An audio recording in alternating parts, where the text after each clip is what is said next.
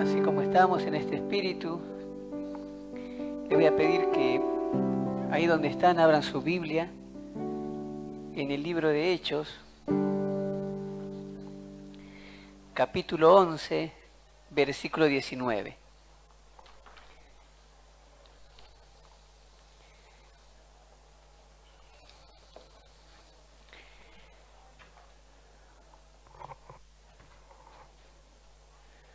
Hay una pregunta recurrente que siempre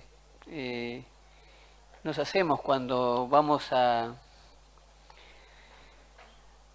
ser parte de un desafío, ¿no? O vamos a empezar un proyecto, estudios, un nuevo trabajo, un nuevo emprendimiento. Pero es algo que uno tendría que tener en claro, ¿no? Si al hacer esto que voy a hacer, sé quién soy yo, ¿no? Y hoy vamos a hablar acerca de lo que la Biblia nos dice.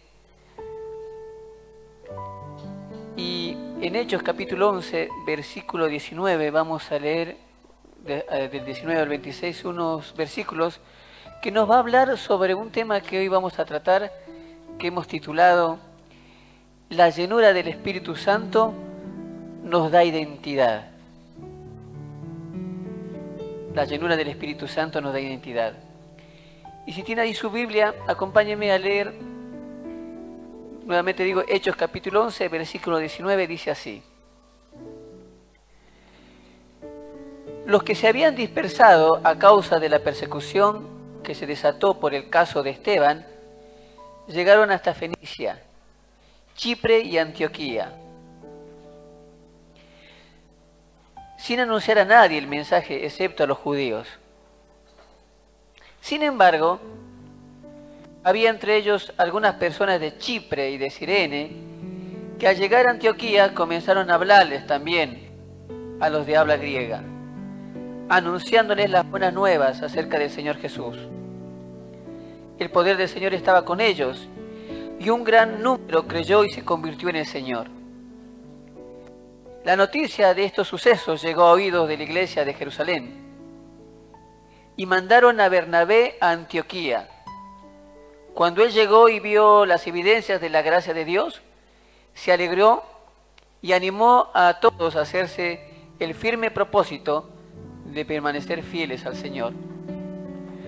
Pues era un hombre bueno, lleno del Espíritu Santo y de fe. Un gran número de personas aceptó al Señor.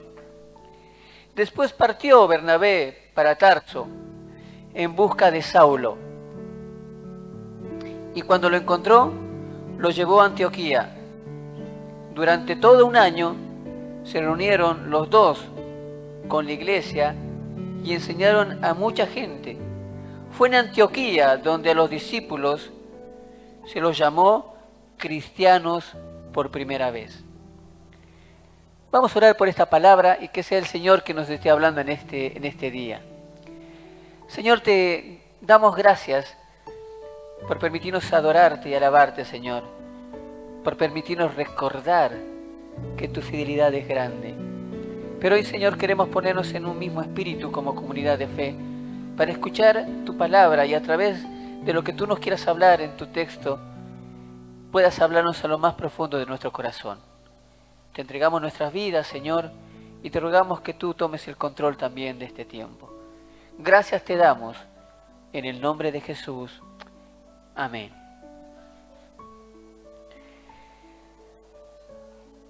Hay tiempos donde pasamos por incertidumbres, por momentos de cambio, por muchas cosas que están pasando alrededor nuestro, ¿no? Y a veces no sabemos lo que está pasando. No quisiéramos tener una guía. Yo personalmente quisiera tener una guía donde el Señor me diga, ¿no? Dentro de 6 meses va a pasar esto y esto. Y dentro de un año va a pasar esto, ¿no? Entonces uno tendría la seguridad y certeza de decir, bueno, tengo que ir encaminado en ese sentido. Pero personalmente, no sé para usted, el Señor me habla día a día, ¿no?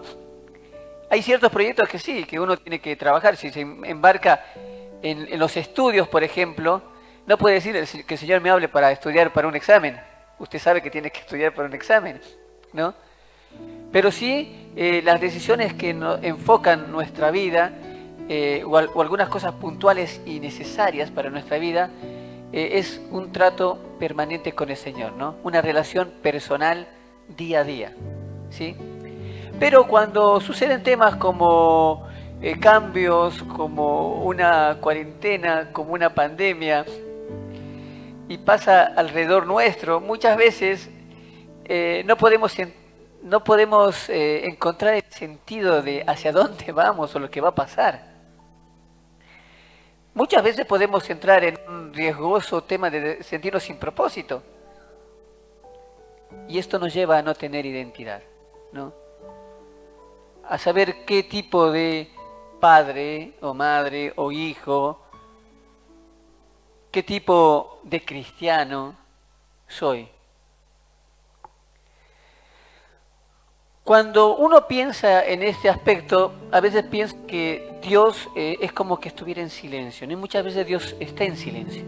Pero eso no quiere decir que Dios no esté actuando. En el silencio de Dios, Dios sigue obrando y sigue actuando a nuestro alrededor. Dios no es que no está haciendo nada. Él es quien está acomodando y ordenando las cosas que a veces nosotros no le hallamos ni sentido ni gracia, ¿no? Porque decimos, ¿qué va a pasar ahora? Todo está desorganizado, no hay respuesta, ¿qué vamos a hacer? Mientras nosotros nos hacemos esas preguntas, Dios está trabajando. Y hoy vamos a hablar acerca de lo que Dios estaba haciendo. Habíamos visto en estos últimos domingos, siguiendo la línea, ¿no?, de estas predicaciones basadas en el libro de Hechos y con la temática de la llenura del Espíritu Santo, cómo Dios estaba obrando. Pero vamos a recapitular algunos versículos anteriores para llegar al texto que acabamos de leer, ¿no?, que habla de la iglesia de Antioquía, ¿sí? Lo que tenemos que ver primero es que Pablo, ¿se acuerdan? En el anterior domingo hablamos de Pablo, Saulo, ¿no?, tiene un encuentro con Jesús fuerte, ¿no? Dios lo baja del caballo. Y es ahí donde Saulo tiene que ser tratado por el Señor.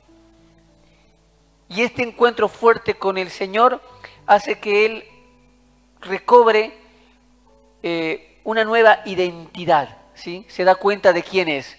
Se da cuenta de lo equivocado que estaba, a pesar de que pensaba que hacía lo correcto, pero ahí es donde encuentra su verdadera identidad. Pero no es que vos te encuentras con el Señor, tienes un encuentro con el Señor y el Señor te manda a hacer las cosas o te da un llamado especial y específico. Pablo tuvo que ser moldeado en el Señor. Es preparado primero 3 años en Arabia y después 9 años en Damasco. Entre su conversión, la preparación en Arabia y en Damasco, estuvo 14 años siendo preparado para el propósito de Dios para la vida de Pablo. Y muchas veces nosotros nos desesperamos porque las cosas no pasan, o porque queremos que pasen ya, ¿no? O le ponemos un tiempo cronológico, decimos, de acá a 1 año tenemos que hacer esto, de acá y a veces Dios no obra de esa manera, porque lo principal para el Señor es prepararnos para el propósito, para la tarea. Uno diría, pero Pablo, si usted lee las cartas de Pablo, era un hombre preparadísimo, ¿sí? Es más, él ya estaba preparado y iba a ser rabino. Conocía el Antiguo Testamento. Había pasado por escuelas, se diría, universidades, entre comillas sería en nuestro tiempo, donde lo capacitaron muchísimo. Pero al encontrarse con Jesús, tuvo que reformular muchas cosas en su mente. Tuvo que ver que los proyectos que estaba haciendo él, no estaba no estaba alguien que era importante, ¿no?, que era Jesús. Uno puede tener proyectos magníficos, pero si dejas afuera a Jesús, tarde o temprano, Dios te tiene que bajar del caballo. Pero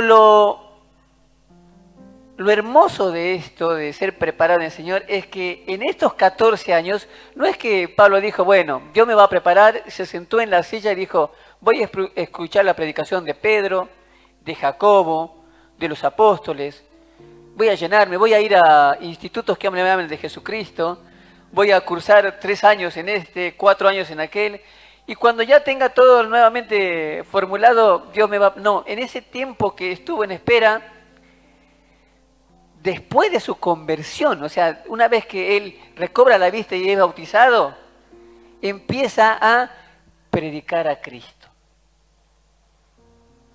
Si vos en este tiempo no sabes lo que está pasando, primero ponete a cuentas con el Señor y segundo, empezá a hablar de Jesús a otros. Porque lo que me muestra, por ejemplo, el libro de Hechos, en el capítulo 9, versículo 19 al 20, me habla acerca de esto, de lo que le estaba pasando a Pablo. Pablo, al estar siendo preparado, es más, hay un dicho que dice, prepárate para ser preparado. Pablo estaba hablando del Señor. Dice en Hechos capítulo 9, versículo 19 al 20. Y habiendo comido, recobró las fuerzas. Saulo pasó varios días con los discípulos que estaban en Damasco. Y enseguida se dedicó a predicar en las sinagogas, afirmando que Jesús es el Hijo de Dios. Enseguida. No esperó las cosas que se ordenen o mis tiempos o cuando el Señor me lo diga de una voz audible, ¿no? O mande un mensajero y me diga, tienes que hablar de Jesús. No, dice que enseguida. Y me recuerda a Pablo en nuestra cuando nos encontramos primera vez con Jesús, ¿no? ¿No se acuerda cuando usted conoció a Jesucristo que le quería hablar a todos de Jesús? Le hablaba a sus familiares, a sus vecinos, a sus compañeros de trabajo. Y todos le decían, pero ¿qué te pasa? Pero si vos conmigo hacías esto y ahora me estás hablando de Jesús. Y no te impedía que te hablaran de las cosas que hiciste porque habías conocido a Jesús. A Pablo le pasó esto. Pablo dijo, es necesario que empiece a hablar de Jesús porque esta es la verdad. Esta es lo que faltaba en mi vida. Yo estaba equivocado, completamente equivocado. Y ahora hallé a Jesús y Jesús me está mostrando cuál es el propósito real de mi vida. ¿Sí?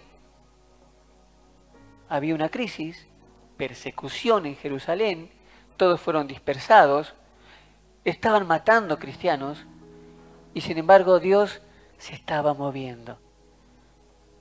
Y primero trabajó en Pablo.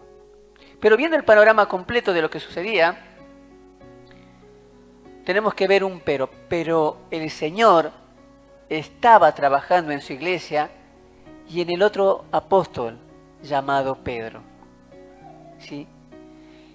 Y esto lo podemos ver en Hechos capítulo 10, versículo 9 al 16. ¿No? Mientras Dios estaba trabajando con Pablo, y él estaba hablando de Jesús, y estaba siendo formado en un proceso, por otro lado, Dios estaba trabajando en Pedro. ¿Pero qué estaba trabajando en Pedro? Es interesante. Capítulo 10, versículo 9 al 16.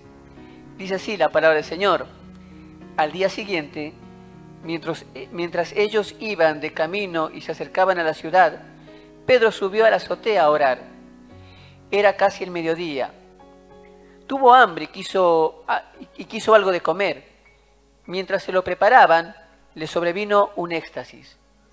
Vio el cielo abierto y algo parecido a una gran sábana que, suspendida por las 4 puntas, descendía hacia la tierra. En ella había toda clase de cuadrúpedos, como también reptiles y aves. Levántate, Pedro, mata y come, le dijo la voz.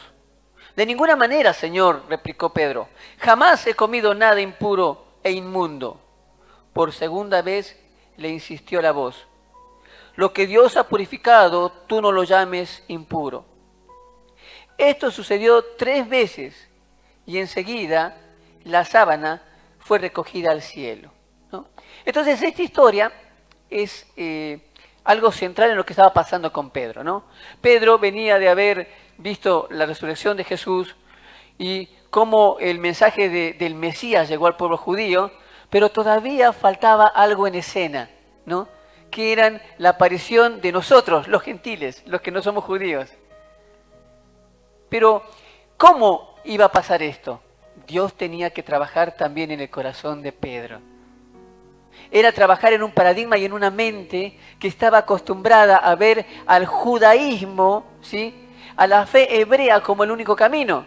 Y de alguna manera cerrar esto para aquellos que no eran judíos. Entonces Dios le muestra a través de esta visión que lo que Dios santifique no lo puede llamar inmundo. Y estaba preparando el corazón de Pedro para lo que iba a venir. Porque Dios se estaba moviendo en lo que ellos no entendían. Era el cumplimiento de algo que Jesús había dicho en Mateo, capítulo 28, versículos 19 y 20. ¿Se acuerdan? La gran comisión. Por tanto, id por todas las naciones, anunciando el Evangelio, y hagan discípulos, ¿no? Y bautícelos en el nombre del Padre, del Hijo y del Espíritu Santo, y enséñeles todas las cosas que les he enseñado. Y aquí yo estaré con ustedes todos los días, hasta el fin del tiempo. Por tanto, id y hacer discípulos a todas las naciones. Se estaban olvidando de eso. Ahora, yo me pongo en el lugar de Pedro, ¿no? Y pongámonos en el lugar de Pedro. Imagínense que el Señor nos diga, bueno, ahora quiero que ustedes vayan a evangelizar a los nigerianos. ¿Alguno conoce algún nigeriano acá? Primero, quiero preguntar. ¿Algún amigo nigeriano con el que tome mate? ¿Con el que vaya a jugar a la pelota? ¿No? ¿Alguna hermana nigeriana que usted conozca? Porque es una nación que de alguna manera está distante a la nuestra. ¿Sí? Ahora me pongo en el lugar de Pedro. Por tanto, id y hacer discípulos a todas las naciones. Pero a mí toda mi vida me enseñaron que no me junte con los gentiles, porque es abominación. ¿Cómo voy a hacer eso? Cuando Dios te dice algo, uno se tiene que preocupar en la obediencia y no en el aspecto de cómo va a ser, porque Dios se va a encargar de cómo va a ser. Dios ya estaba preparando un apóstol de los gentiles. Y Dios estaba trabajando también en un gentil llamado Cornelio. Porque después, esta es tarea para casa, después lea Hechos capítulo 10 y vea todo lo que pasó con Pedro. Porque mientras Dios le estaba hablando a Pedro, se apareció a un prosélito llamado Cornelio, ¿no? Hago un paréntesis en este momento, porque prosélito es aquel que sin ser judío era un gentil que se acercaba a la fe judía, ¿no? Y era alguien que se convertía realmente, porque pasaba por la circuncisión si era hombre. Se convertía al judaísmo, ¿sí? Y adoraba a Dios y buscaba un encuentro real con ese Dios que predicaban los hebreos, ese Dios único, ¿sí? Y iba a la sinagoga. Es más, en el templo de Jerusalén hay un espacio, ¿sí?, que en ese tiempo daba a los gentiles, que era la puerta de los gentiles. Por ahí podían entrar. Y estos prosélitos realmente se acercaban a Dios con un corazón sincero. Tenían una búsqueda, una sed tremenda de Dios. Ahora, ¿por qué se los llama prosélitos? La palabra prosélito viene de proselitismo, ¿sí? Y proselitismo es cuando nosotros hacemos propaganda de algo, ¿sí?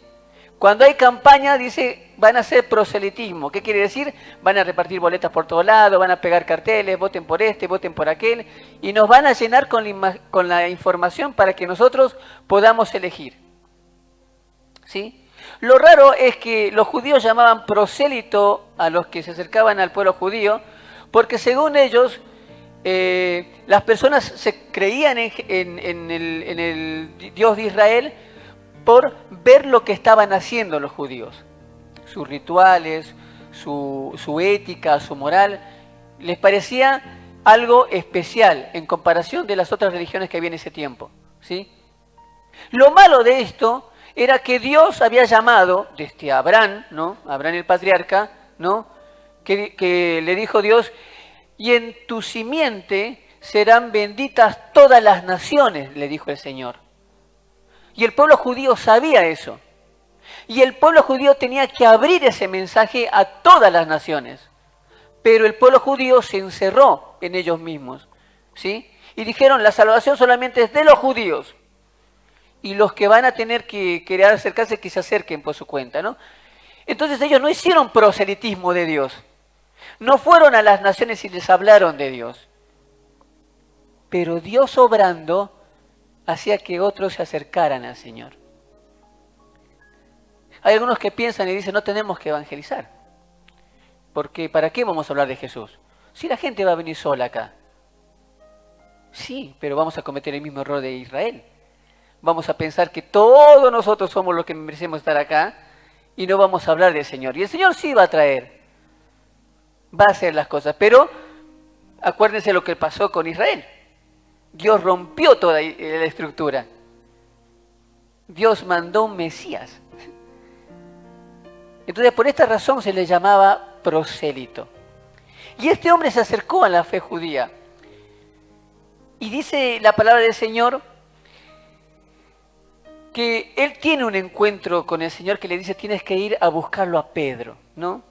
El encuentro con Pedro hace que se manifieste lo que Dios estaba haciendo ya. Tanto primero con el apóstol como también con Cornelio, porque Cornelio estaba buscando a Dios y Dios conocía su corazón. Y ahí es donde Dios empieza su obra en lo que para los judíos era imposible.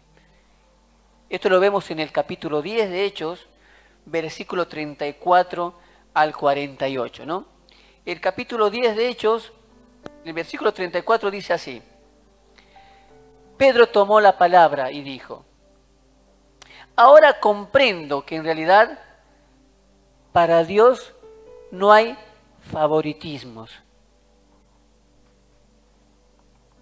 sino que en toda nación Él ve con agrado a los que le temen y actúan con justicia. Dios envió su mensaje al pueblo de Israel, anunciando las buenas nuevas de la paz por medio de Jesucristo, que es el Señor de todos. Ustedes conocen este mensaje que se difundió por toda Judea, comenzando desde Galilea, después del bautismo que predicó Juan. Me refiero a Jesús de Nazaret, cómo lo ungió Dios con el Espíritu Santo y con poder, y cómo anduvo haciendo el bien y sanando a todos los que estaban oprimidos por el diablo, porque Dios estaba con él. Nosotros somos testigos de todo lo que hizo en la tierra, de los judíos y en Jerusalén. Lo mataron, colgándolo de un madero.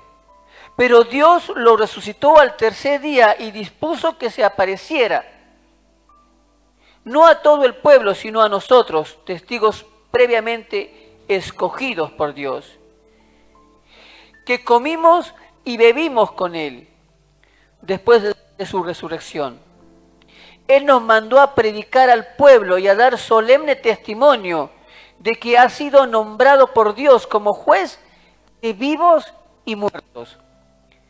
De Él dan testimonio todos los profetas, que todo el que cree en Él recibe por medio de su nombre el perdón de los pecados.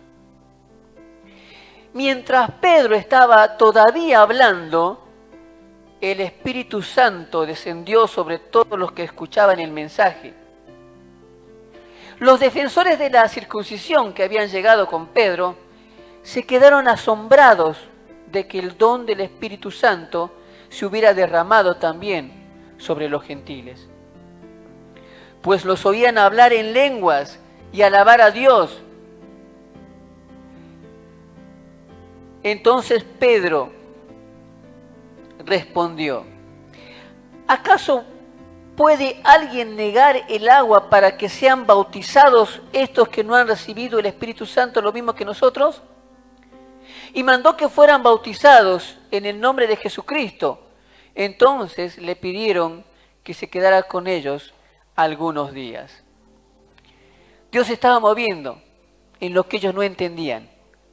No sabían cómo iban a llegar a los judíos o a los gentiles. No sabían cómo iban a hablar. Es más, era prohibido a un judío entrar en la casa de un gentil. Y era la primera barrera. Pero Dios tenía que romper esa barrera para poder hacer su obra.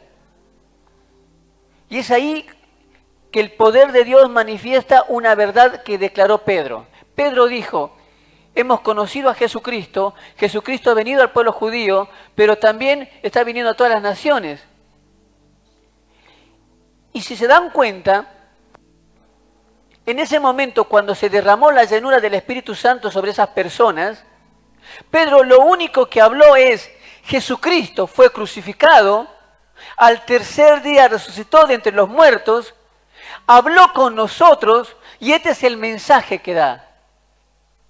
Que en su nombre todos puedan ser salvados del dominio del pecado y del diablo. No dijo ningún mensaje teológico que no podamos entender, algo que nuestra mente no pueda captar. Lo dijo simple y llanamente, como lo que pasó a usted y a mí. El día que nos dijeron que éramos pecadores y que necesitábamos de Jesús. Y que lo entendimos, y cuando recibimos a Jesucristo en nuestra vida, en nuestro corazón, nuestra vida fue transformada. Pasó exactamente lo mismo con ellos. El Espíritu Santo se derramó sobre ellos. Lucas, el escritor de Hechos, hace un paréntesis ahí, porque dice: los de la circuncisión, ¿no dice? Porque habían judíos que estaban, entre comillas, auditando a Pedro, ¿no? Decían: ¿qué va a hacer este? Dice que Dios le ha hablado y que tiene que ir con los gentiles. No iban en pos de: vamos con Pedro, vamos a predicar la palabra, vamos a acompañarlo. No, iban a ver lo que Pedro iba a hacer. Iban a criticar si se equivocaba Pedro. Pero el Espíritu Santo los sorprendió. Porque dice: y los de la circuncisión que estaban con Pedro se sorprendieron. Porque cuando Dios hace la obra, nos sorprende, querido hermano. Y eso es como iglesia lo que tenemos que buscar de parte de Dios. No que haga lo que nosotros queremos que haga nuestros proyectos, sino que Dios nos sorprenda, que rompa estructuras, que muestre su camino, que haga lo que tiene que hacer. Y que algunas veces nos humille, como a los de la circuncisión, porque quedaron humillados delante de Dios. A veces uno dice: yo no quiero humillarme ante alguna persona, pero cuando Dios te humilla, ya no puedes decir que no o que sí, eres humillado, porque Dios te sorprende con lo que quiere hacer. Y es ahí donde vos te das cuenta de la gracia y del poder de Dios. Y Dios empieza su obra con lo que para el judío era imposible. Hay algo imposible en nuestro tiempo, queridos hermanos, querida iglesia. Hay algo que nos parece imposible en este tiempo. Para Dios es posible. Dios estaba obrando, Dios estaba manifestando. Dios derrama de su llenura en un nuevo pueblo. Y prepara a su iglesia para un propósito real e integral, no solamente para judíos, sino para todas las naciones. Los está preparando. Y Dios les estaba, ¿saben qué? Mostrando su verdadera identidad. Su identidad no era de cristianos judíos, o no era de judíos que habían aceptado algo de Jesús. No, su verdadera identidad era que eran discípulos de Jesucristo y que iban a obedecer a su Señor e ir a todas las naciones. Viendo todo este preámbulo, ahora sí podemos enfocarnos en el pasaje, ¿no?, de lo que pasaba en la iglesia de Antioquía. Y lo primero que vemos es el versículo 19, en el capítulo 11, ¿no? Capítulo 11, versículo 19 al 21. Y dice: los que se habían dispersado a causa de la persecución, porque había persecución, habían problemas, había crisis, que se desató por el caso de Esteban, ¿se acuerda de Esteban al que apedrearon por predicar a Cristo? Llegaron hasta Fenicia, Chipre y Antioquía. Pero miren lo que pasaba, sin anunciar a nadie el mensaje, excepto a los judíos. Estaban haciendo a medias lo que Dios les había mandado hacer. Sin embargo, mirá cómo Dios se mueve. Había entre ellos algunas personas de Chipre y de Cirene que al llegar a Antioquía comenzaron a hablarles también a los de habla griega, anunciándoles las buenas nuevas acerca del Señor. Versículo 21. El poder del Señor estaba con ellos y un gran número creyó y se convirtió en el Señor. Miren, en esa parte aparece Antioquía, ¿no? ¿Qué era Antioquía? Era una ciudad cosmopolita, muy grande. En el día de hoy podríamos comparar a Antioquía como en Estados Unidos, por ejemplo, un Nueva York, ¿no? Buenos Aires, capital, ¿sí? Lima, Perú, ¿no? Lima, una ciudad cosmopolita. La Paz, Santa Cruz, lugares donde hay mucha gente, ¿sí? Río de Janeiro, ¿sí? En el Brasil. Bueno, Antioquía era una ciudad de esas, muy grande, ¿sí? Pero, como toda ciudad grande, también tenía una reputación donde había prostitución, alcoholismo, y tenía una moral tremenda su moral, o sea, se manejaba más por lo material que por lo ético, ¿sí? Uno diría, es como toda ciudad de hoy en día, sí, como lo que le está pasando a las ciudades grandes hoy en día.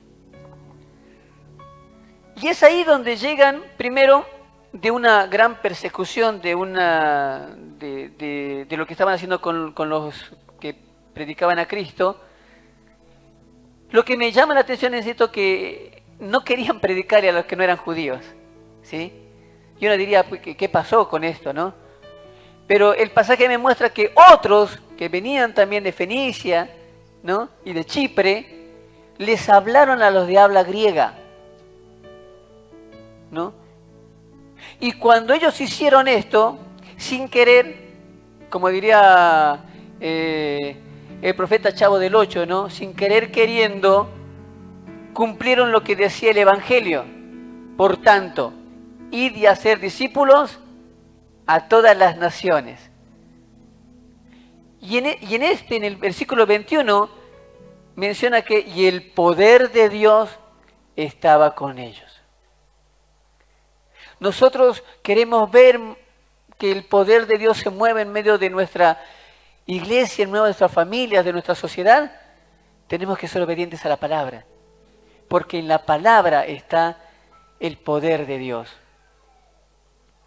Ahora, lo que vemos acá también es que llegó a ser conocida esta ciudad cosmopolita y con muchos problemas como la ciudad cristiana, porque es en Antioquía donde por primera vez se los llama a los discípulos de Jesús cristianos. ¿Pero por qué razón? Porque su iglesia, porque uno dice, pero estamos hablando de la congregación, no, venía su iglesia de una persecución. Y venían haciendo lo que el Señor les había mandado. Algunos mal, claro, para judíos, algunos para todo el mundo, pero venía haciendo la obra. ¿Y por qué este lugar fue conocido como una ciudad cristiana? Porque su iglesia había recibido a los mensajeros y estaba proclamando el Evangelio de Cristo. Por una crisis, por una dispersión, llegaron a Antioquía y empezaron a hablar de Jesucristo. Y dice la palabra que el Señor estaba con ellos. Yo me pregunto, ¿no? ¿Hemos pasado por una crisis? Sí. ¿Hemos pasado por una cuarentena de 2 años? ¿Hemos pasado por una crisis? Sí. ¿Ha habido miles de muertes? ¿Hemos pasado por una crisis? Sí. El mundo ya no puede ser el mismo. Si alguien me dice, bueno, todo va a volver a la normalidad, creo que estamos equivocados. Porque la Biblia me muestra que a través de una crisis Dios reformula a la iglesia y hace que la iglesia cumpla su propósito. Nosotros hemos pasado por una crisis. Dios nos está reformulando nuevamente, que veamos lo que tenemos que hacer nosotros delante del Señor y cómo tenemos que formularnos lo que el Señor quiere hacer para nuestras vidas. En ese sentido tenemos que tener en cuenta que en Hechos capítulo 11, versículos 22 y 24, continúa el relato, porque uno dice, bueno, ¿y después qué pasó? Dice Hechos capítulo 11, versículo 22 al 24. La noticia de estos sucesos, ¿no?, lo que estaba pasando, gentiles convirtiéndose, qué pecadores, se están convirtiendo a Cristo. Los judíos sorprendidos, ¿qué vamos a hacer? La noticia de estos sucesos llegó a oídos de la iglesia de Jerusalén, ¿sí? Es como decir, llegó a los oídos de los pastores de Jerusalén, ¿no? No sé cómo habrá llegado, como escándalo. Pastor, no se puede imaginar, ese pecador, ¿se acuerda? Se ha convertido a Cristo. ¿Qué vamos a hacer? Llegó a los oídos de la iglesia de Jerusalén. ¿Y qué hizo la iglesia de Jerusalén? Mandaron a Bernabé a Antioquía. Cuando él llegó y vio las evidencias de la gracia de Dios, porque no llegó con una mirada crítica, sino vio lo que Dios estaba haciendo, se alegró y animó a todos a hacerse el firme propósito de permanecer fieles al Señor. Él no dijo, ¿eres judío? Si eres judío, sí, puedes permanecer, si no, no. Él dijo, ¿has creído en Jesucristo? Sí. Bueno, ahora aférrate, no lo pierdas, lucha por eso, busca el propósito. Los animó. Los animó. Pues era un hombre bueno, lleno del Espíritu Santo y de fe. Y un gran número de personas aceptó al Señor. ¿Por qué Bernabé actuó así? Porque estaba lleno de la presencia del Señor. Y dice que una infinidad de gente se convirtió al Señor. Ahora, Bernabé, ¿quién era Bernabé? Su nombre significa hombre de consolación o el que consuela, ¿sí? Y Bernabé era un hombre que inspiraba esperanza y confianza. ¿Pero en qué? En la fe en Jesús. Y estaba lleno de la presencia del Espíritu Santo. Y acá, mi querido hermano, es una evaluación para nosotros. Porque durante todos estos domingos hemos hablado de la llenura del Espíritu Santo. Y pienso que usted, al igual que yo, hemos ido con este mensaje, pero yo me voy con el mensaje y digo, Señor, he hablado de la llenura del Espíritu Santo. ¿Qué es lo que tengo que hacer para que mi llenura esté fresca todos los días? Ahora, si usted ha venido el domingo y solamente ha escuchado el mensaje y no se acuerda de lo que hemos hablado, bueno, hoy en día puede acompañarnos al Facebook y volver a revisar las predicaciones, pero sería bueno que todos los mensajes causen un impacto en su vida y una modificación para poder hacer las cosas delante del Señor bien. Entonces, la primera evaluación que viene en este tiempo es, ¿qué es lo que estás hablando a los demás? ¿Qué es lo que le estás diciendo a los demás? Todo está mal. No, todo está mal. No, lo tendríamos que hacer de esta manera. Porque si estás hablando eso, si estás hablando desde tu carne, no estás lleno de la presencia de Dios. Bernabé dice que era un hombre que inspiraba esperanza y fe, pero en Jesús. O sea, que alguien venía a hablar con él y decía, todo está mal. Y él le decía, tened paciencia, Jesús tiene el control. ¿Y ahora qué vamos a hacer, Bernabé? Tened paciencia, Jesucristo ya está haciendo las cosas. Pero Bernabé, ¿cómo es posible que las cosas acontezcan así? Tened esperanza, porque en Jesús las cosas se van a dar bien. La primera evaluación que viene con este pasaje a mi vida es, ¿qué es lo que estoy hablando a los demás? ¿Les estoy inspirando fe y esperanza? ¿O les estoy dando más preocupaciones, más cargas? Y eso hace que el que me escuche a mí, en vez de sentirse con fe y esperanza, quiera cambiarse de religión. Quiere decir, no, para esto, qué sé yo, me vuelvo musulmán. Bernabé era un hombre que inspiraba esperanza y confianza y estaba lleno de la presencia de Dios. Y este Bernabé es el que les dijo, tengan ánimo, han creído en Jesús, manténganse firmes. No le dijo, han creído en una determinada religión, determinada congregación, en un pastor, no. ¿Has recibido a Jesucristo en tu corazón? Sí, eso es lo máximo, eso es lo que tienes que cuidar, eso es lo principal, la base. Porque si Jesús no está, de nada sirve lo demás. Pero Bernabé, nos están persiguiendo y nos van a matar. Sí, nos van a matar. Pero si vos tienes a Jesucristo, tu vida ya está preparada. Ya está preparada para lo que Dios tiene en la eternidad. Pero después prosigue el versículo 25 y 26 del mismo capítulo y dice, después de haber inspirado a los demás Bernabé, después de partió, dice Bernabé, para Tarso, ¿en busca de quién? De Saulo. Y cuando lo encontró, lo llevó a Antioquía, y durante todo un año se reunieron los dos con la iglesia y enseñaron a mucha gente. Y fue en Antioquía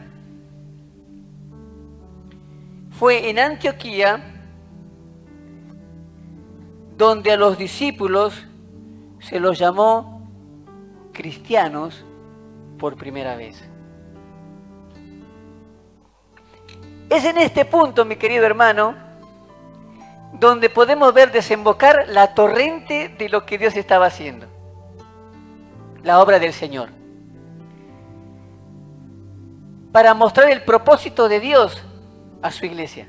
Es en este punto donde podemos ver lo que estaba pasando. Vieron lo que pasaba con Pedro, lo que estaba pasando en la persecución, lo que estaba pasando por Pablo. Y vamos a ver paso por paso. Primero, veamos. Pablo culmina su preparación de 13 a 14 años. Señor, ¿cuándo me vas a usar? Úsame como Pablo. Espérame 14 años, querido hermano, querida hermana. Tengo que tratar con tu vida. En este punto es donde Pablo culmina su preparación de años para su propósito, porque Dios lo lleva a Antioquía, ¿a qué? A predicar, a enseñar a los gentiles. ¿Quién lo busca? Bernabé. Por otro lado, Pedro y la iglesia en Jerusalén, luego de haber visto la manifestación del Espíritu Santo sobre los gentiles, vieron que Pedro vio que se manifestó el Espíritu Santo sobre los gentiles, y el trabajo de Pablo y Bernabé, porque se entera en Jerusalén, ahora no está solamente Bernabé, se lo llevó al loco de Pablo. Pablo que casi lo matan la vez que se convirtió. Y toda la iglesia son testigos del obrar de Dios. Dios no está haciendo nada, estaba preparando a Pablo, estaba confortando el corazón de Bernabé, estaba quitando el perjuicio de Pedro, estaba preparando Antioquía, ciudad pecadora, pero ahí se iban a manifestar, estaba preparando todo. Bernabé, un hombre lleno de la presencia de Dios, trae a Pablo de Antioquía, porque Bernabé lo discipulaba a él. ¡Ay, está todo mal! Hay cosas que no entiendo. ¿Qué va a pasar? ¿Estás discipulando a alguien? No, pero si tengo bastantes problemas. Bernabé veía persecución, veía a cristianos morir, pero estaba discipulando a Pablo. Trae a Pablo a Antioquía y durante un año enseñan y predican en el poder de Dios sobre Jesucristo. ¿Enseñan de qué? De Jesucristo. Y es en este lugar y en este tiempo, que me dice la Biblia, donde son llamados por primera vez cristianos. Y ahí aparece lo que hoy en día es nuestra identidad. A cualquier otra religión quítale Cristo y sigue llamándose como se llama. A nosotros cristianos Cristo y no podemos llamarnos cristianos. Es Cristo el centro de nuestra vida. Nuestra identidad es ser cristianos. La esencia de ser cristianos es ser discípulos de Jesús. Yo no puedo ser cristiano si no soy discípulo de Jesús. Yo no puedo encontrar mi identidad si no sigo a Jesucristo y vivo lo que Él quiere que viva.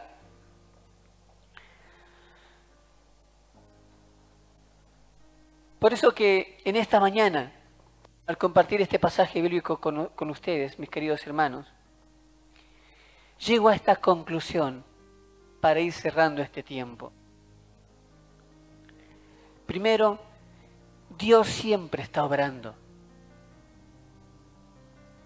No sé cuál fuera tu circunstancia en esta mañana, Dios está obrando. Segundo, hay cosas que no entiendes. Sí, yo tampoco no las entiendo. No entiendo por qué ciertas cuestiones tuvieron que pasar o tienen que pasar. Pero Dios está usando en ese tiempo, primero, la llenura y la búsqueda de su presencia en los Bernabé que están hoy en nuestras congregaciones. En los Bernabés que hoy están haciendo lo que Dios les muestra: consolar, animar, dar esperanza, hablar de Jesús. Esos Bernabés de hoy en día están apuntalando y levantando la obra del Señor.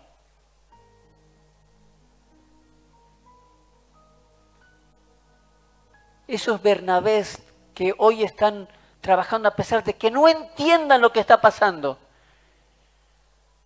son los que Dios está llenando de su presencia para que sigan dando a su pueblo palabra, ánimo, esperanza. Lo segundo, está preparando Pablos. ¿Sí? Y no hablo solamente de hombres, sino también de mujeres. Está preparando Pablos. Y hay algo que le tengo que decir, querida hermana, querido hermano. Algunos ya están listos. Algunos ya están listos para ser Pablos, para ser usados con poder, para hacer la obra del Señor. Por esta razón Dios nos está llamando a ser una iglesia como Antioquía que venció el mal, que venció la corrupción, la falta de moral, que denunció el pecado y trajo paz y sanidad a esta ciudad. Dios, querido hermano, querida hermana, nos está llamando a ser como Antioquía. Usted ve que hay muchos problemas afuera, mucha crisis, mucho dolor, mucho desánimo. Dios nos está llamando a que nosotros seamos los que vayamos, seamos portavoces de paz, tranquilidad, esperanza en Jesucristo. Su llenura nos muestra cuál es nuestra identidad y cómo debemos trabajar en la obra del Señor. Por eso que en esta mañana el Señor nos está hablando, porque yo me pongo en primera persona, nos está hablando y me está diciendo primero: ¿de qué estás hablando, Abraham? ¿Qué le estás diciendo a mis hijos? Y yo te lo digo a vos, querido hermano, querida hermana, ¿de qué estás hablando en este tiempo? ¿Qué hablas en tus reuniones o cuando te juntas con otros hermanos en Cristo? ¿Hablas de esperanza, de fe, de paz?